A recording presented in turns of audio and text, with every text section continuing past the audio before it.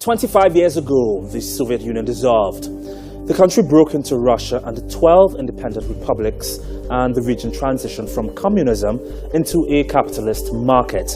What ensued was arguably the biggest sell-off in global history, as the Soviet Union was partitioned and privatized in just a few years. The scheme was designed with close guidance from Western economists, and it allowed a few oligarchs to buy off USSR's wealth for cheap, while the region fell into economic depression and growing inequality. Here's how it worked.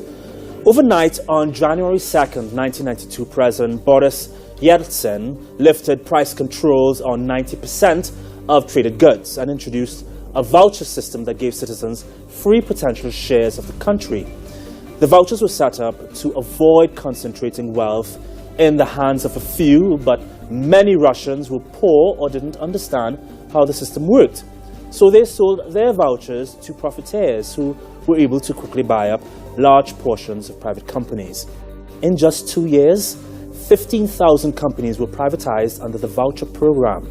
To speed up the process, the Russian government created a loans for shares program that sold off the country's biggest natural resource firms for almost nothing.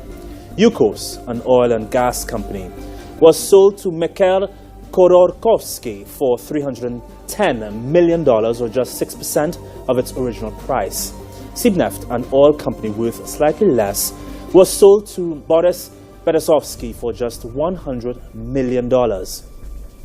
The oligarchs that owned the banks that auctioned off the shares were usually the highest bidders. By 1995, both Russia's GDP and industrial output had dropped by over 40%, while new corporate bosses almost universally indulged in money laundering, offshore accounts, tax avoidance, and underpayment. At the same time, Russia's bourgeoisie had stashed more than $150 billion in foreign bank accounts, investments, and properties. Today, 110 individuals in Russia control 35% of the country's wealth. And who was behind the scheme?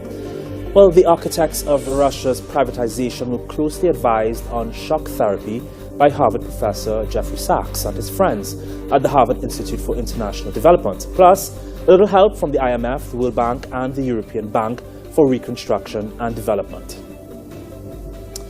It's just one sad but important piece of history to remember, which must never be repeated.